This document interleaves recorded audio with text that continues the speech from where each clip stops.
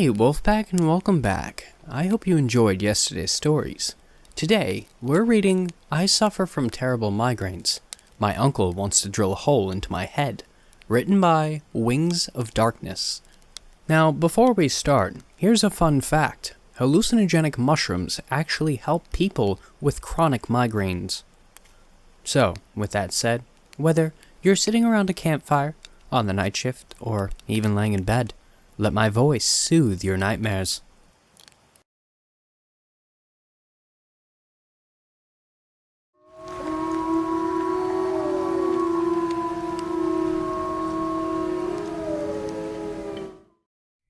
It had taken over a year of drawn-out court cases and relatives who did not want me around after the death of my parents before I was finally accepted and sent to live with one of my uncles. Uncle Stephen was someone I had not seen for years prior. He was a big man, strong from his farm work, with dark black eyes and a few strands of hair on his balding head that he always covered with a gray cowboy hat. His nails were dirty, and his favorite red flannel shirt stained with years-old mud. But he still exuberated the same friendly, joyous personality as he helped me load my luggage onto his truck. The last time I remember personally meeting him was at my 12th birthday party. My dad didn't like him around because he was always weird, but he was fun to be around, and he still wrote me a card through the mail every birthday. It was no surprise that he was the only one of my stingy relatives to take me in. Even so, despite him being a better choice than any of the other idiots that I had to call my family, I had a deep, nervous feeling when his truck pulled into what he called his homestead, and through the grimy, dirt-speckled windshield, I saw an old, run-down wooden farmhouse. The brown paint on its walls were faded, the windows were caked with dirt and sand, and parts of the roof had fallen in and were hastily patched up with boards. Fences made of rusty metal surrounded the house through overgrown grass and weeds. The wires were hung haphazardly, leading towards the house and the various nearby sheds. Only about half the lights strung up seemed to be working. "Now, only a 4-star hotel," Uncle Stephen chuckled as he saw my expression. I gave him a nervous grin in return. Well, it wasn't the best place, but I would probably get used to it eventually. Uncle Stephen gave me a quick tour of the house through the kitchen, filled with shelves of jars of nuts and seeds and various other foods, the bedrooms, which seemed alright, and the moldy toilet, which made me regret my existence. He then brought me along to the outside, the rotting wooden floor creaking as we walked, and showed me the shed where he stored most of his tools and equipment needed for the farm work. From the shed emerged a tall but thin young man in gray clothes, staring at me with beady eyes and licking his crooked teeth. "You must be Jennifer." He stretched a hand out, which I shook. His hand was bony and cold. "This is Junior, one of my nephews. I took him in when his parents abandoned him, and he suffers here too." Uncle Stephen grinned, with Junior shaking his head in exasperation. Giving him a wave goodbye, Uncle Stephen quickly brought me down to a trailer about 200 meters from his farmhouse. I was surprised to find it in relatively good shape. It was rusty, and one of the windows was cracked, but it had been freshly painted white and green. The lights were all in working condition, and the grass around it was trimmed. "This is where our neighbors live. They're all nice people," Uncle Stephen told me. Mr. Sullivan was a small, hunched man obsessed over Confederate Civil War models, while Mrs. Sullivan was a tall Mexican woman who looked like she could bench press me and glared at me in silence the entire time. So, I seriously questioned Uncle Stephen's definition of nice. They had an elderly mother as well, face cracked and wrinkled, who sat motionlessly in a wheelchair facing the television, not even registering my presence. Lastly, I met their daughter, Adriana, a cute young woman about my age, with piercing brown eyes and rough, hard, warm hands that I shook. Uncle Stephen whispered to me that she did half the work of the family. Noticing the worn boxing gloves hanging on the door to her bedroom, I made a mental note not to cross her. We left the trailer as the sun was setting, casting a gorgeous orange backdrop to a series of dilapidated houses and trailers in the distance. Corrugated metal and rotted wood strewn in piles from collapsed walls and supports. Uncle Stephen's nose wrinkled when I asked him what it was. Where people used to live. Never go in them. It's unsafe. Why is it unsafe? Can you see how shit it looks? The roof will drop on your head. Well, he had a point. They looked as stable as a house of cards. Once we reached the farmhouse, Uncle Stephen gave me a rundown of rules. The usual, no going out at night, no drinking unboiled water, like I would.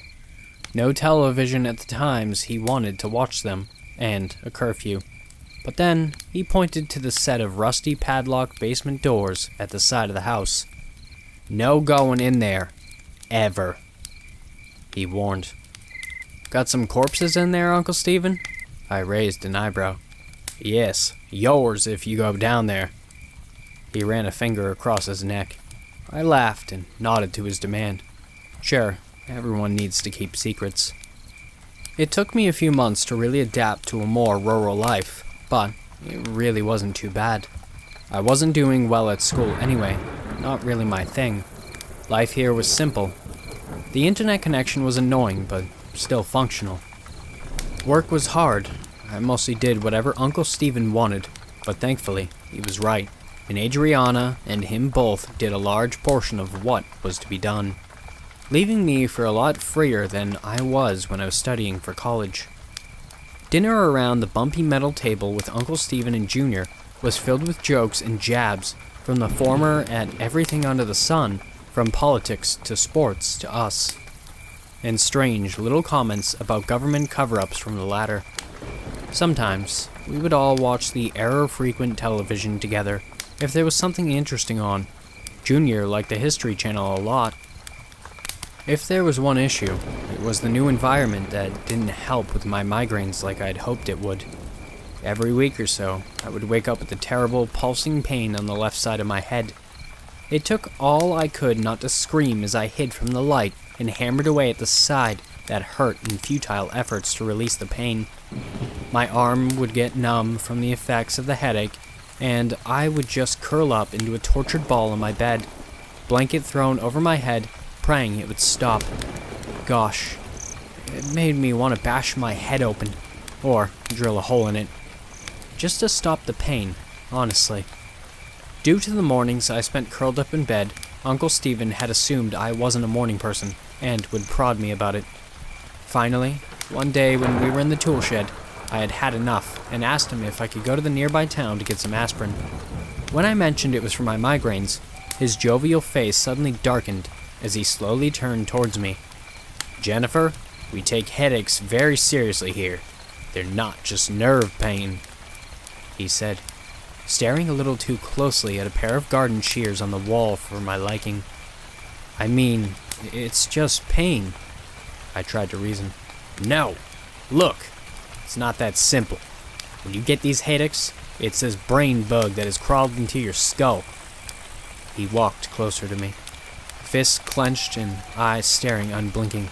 It sits there and slowly feeds off of your cerebral spinal fluid, then on your brain, then it eats its way out, Jennifer.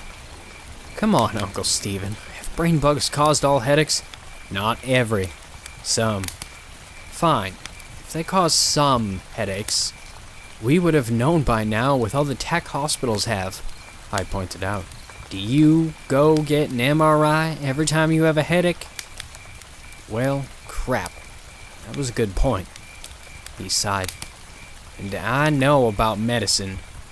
Didn't you drop out of med school? That means I'm half a doctor.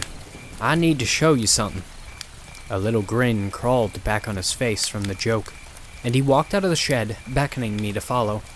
He led me right to the forbidden double doors of the basement, where he withdrew a green key and unlocked it, grunting as he pulled away the rusty metal bars that prevented it from opening.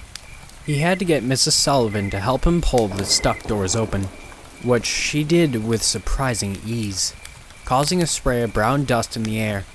Mrs. Sullivan glared at me wordlessly before walking back to the trailer, and I nervously followed my uncle, as he headed down the stairs into the basement.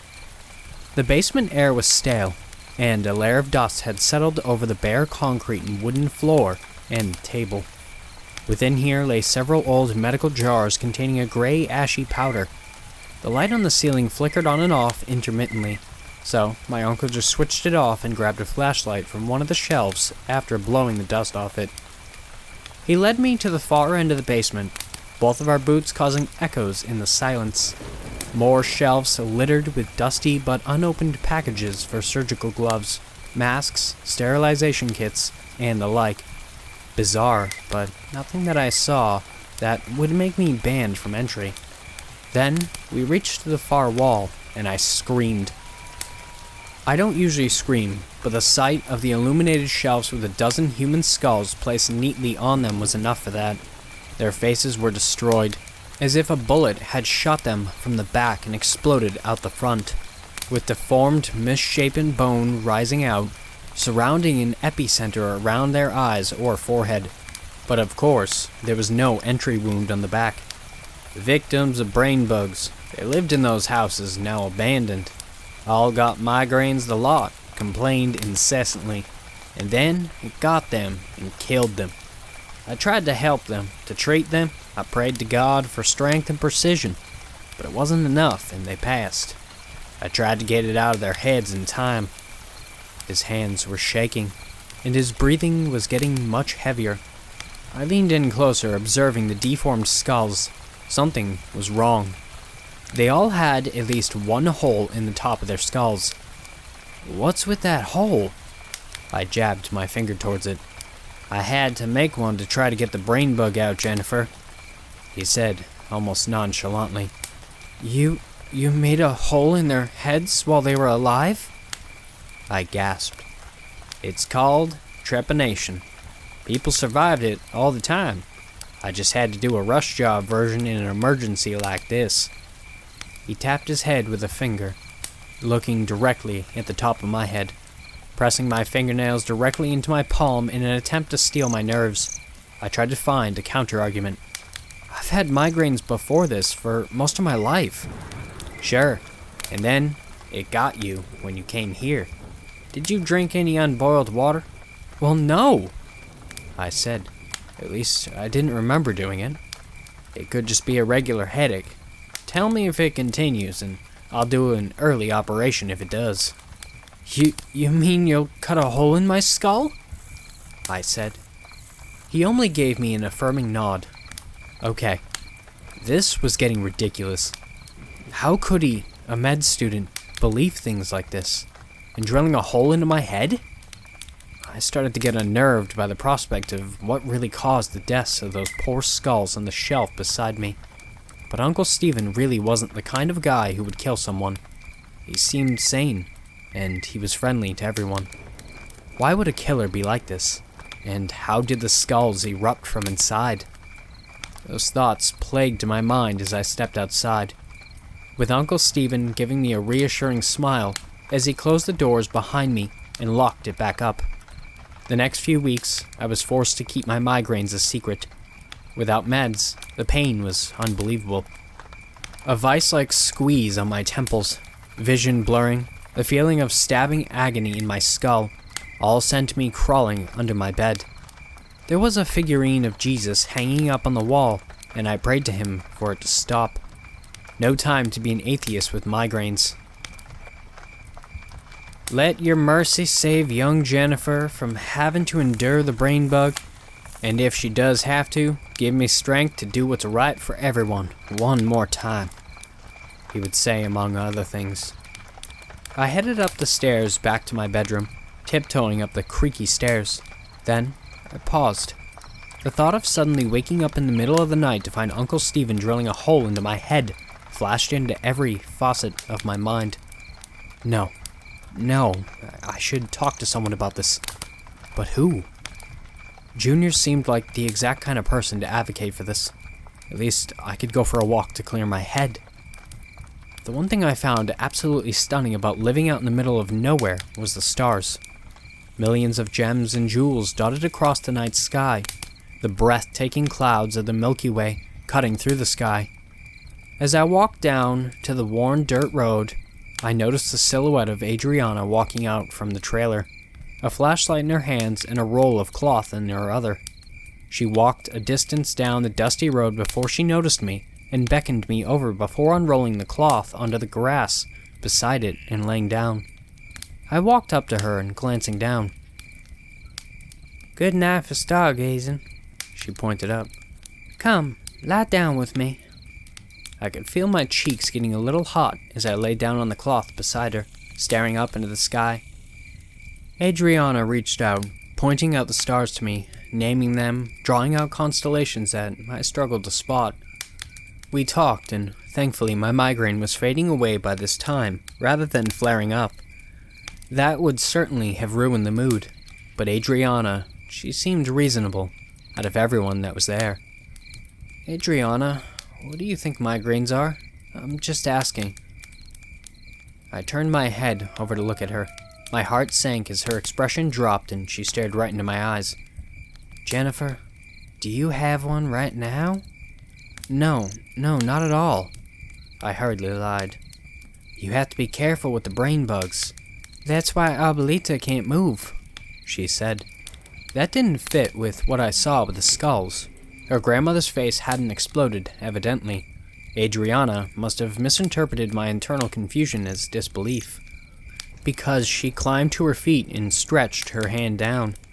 "Come and see. Your Uncle Stephen saved her."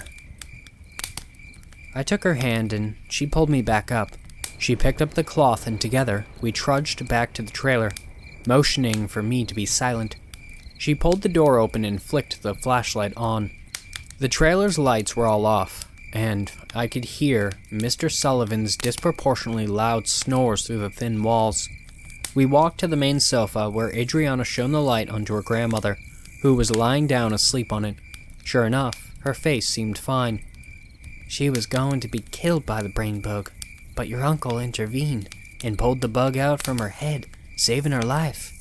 The bug had caused too much damage already, so she is like this," Adriana whispered, her face shrouded in darkness. "Adriana, did you see the brain bug yourself?" "No, but Mama and Papa both said they have." I slowly reached my hand down to grab the flashlight, tugging at it gently to let Adriana know I wanted it. She let go, and I quietly shone it on her head.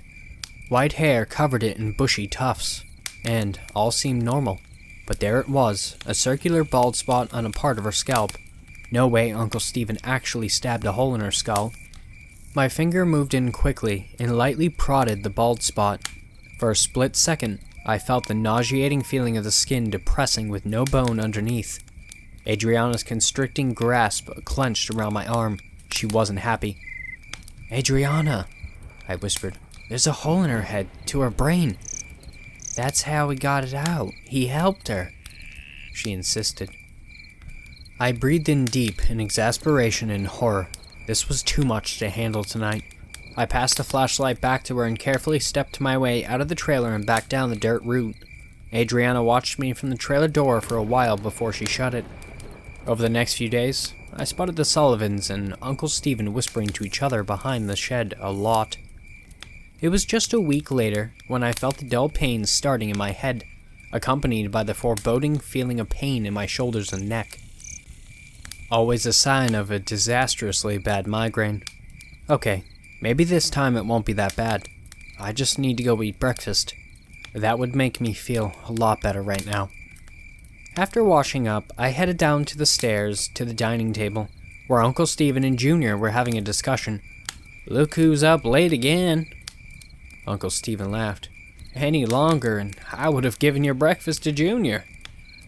I sat heavily down on the wooden stool, trying to control my breathing as the pulsing pain began above my left eye, radiating across my whole head. I scarfed down the eggs and toast as fast as I could, too focused on getting rid of the pain to hear whatever topic my two other family members were discussing. It was no use. The pain didn't dull for a second, and the pressure began sharpening on my left temple, piercing pain like that from a red-hot drill plowing into my skull. The vision in my left eye began to blur, and it felt like it was slowly getting sucked into the back of my head. I grabbed my head in my hands, squeezing hard where the pain came from, but it was no use. I was only dimly aware of Uncle Stephen suddenly getting up and rushing out the front door as I began to groan, punching myself in the head in a futile attempt to dull the pain. I staggered to my feet, Junior watching in confusion. The sunlight streaming in the windows seemed to be like searchlights. Even the shuffling of my feet on the creaky wood was magnified. The pain only spiked. A figurative metal rod was being jammed inside my skull and grinded. The overpowering feeling of nausea rose up, and it took everything I had to stumble to the stairs and not throw up. That was when Uncle Stephen arrived with the Sullivans. He held a chisel and a large ladle in each hand. "Jennifer, we have to help you," he said as he walked in the front door. A sudden spurt of adrenaline got me to push past the pain for just a few seconds as I scrambled up the stairs and into my room. I could hear thudding footsteps behind me, the distance closing. I slammed my room shut just before I could lock it. The doorknob twisted and Junior pushed it open. I let out a guttural scream and punched him right in the nose, sending him falling over. But before I could slam the door again, Uncle Stephen shoved it open. "Jennifer, this is an emergency. I'm gonna have to save your life. God has promised both of us safety from the brain bug." "Get the fuck away from me!" I picked up the glass of water on my bedside table and flung it at him. Uncle Stephen ducked under it, where it collided into Mr. Sullivan, and he came tackling me to the ground. The pain in my head disoriented me. It felt like half my face was numb and out of commission.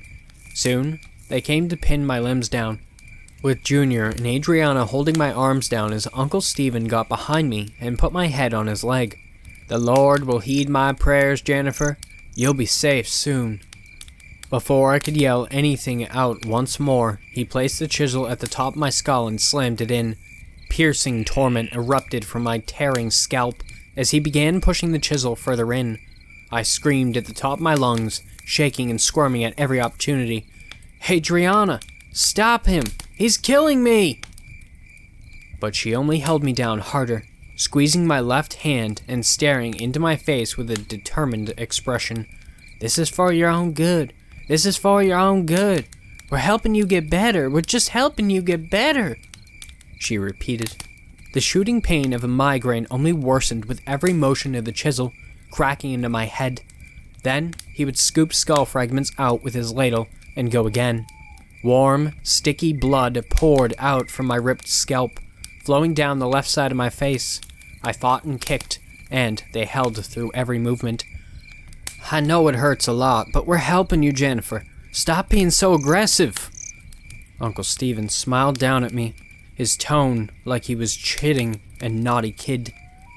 I pulled my right arm up, and as Junior struggled to pin it back down, his hand got too close to my face and I immediately lashed out, snapping my jaws down on his fingers. He howled in pain as I felt his fingers snap like twigs under my teeth. The migraine in my head had worsened. It got to the point where I realized the chiseling into my skull was fading away in the sheer torture the migraine was bringing. I finally let go of his fingers as the nausea swelled up and I vomited the hot, yellow chunks of undigested food all over myself. My eye felt like it was about to explode. "Stop! Stop! Please! Please stop! Please!" I begged, uselessly, tears welling up before I began to sob in terror. "Almost there! You'll be better soon!" Uncle Stephen said, and everyone except Junior began to coo it at me. "Better soon! Better soon!" I let out one final scream as Uncle Stephen stabbed his chisel into my head, and the radiating pain of the migraine pushed out towards my eye, and then it stopped. There was a sharp pain where the chisel had pierced, but it was almost non-existent, as I felt the migraine just dissolve away.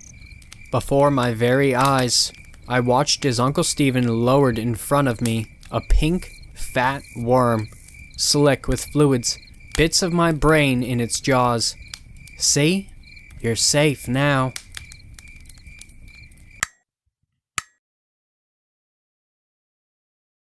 Thanks for listening, Wolfpack. If you want to submit your own story, the links for my email and subreddit will be down below.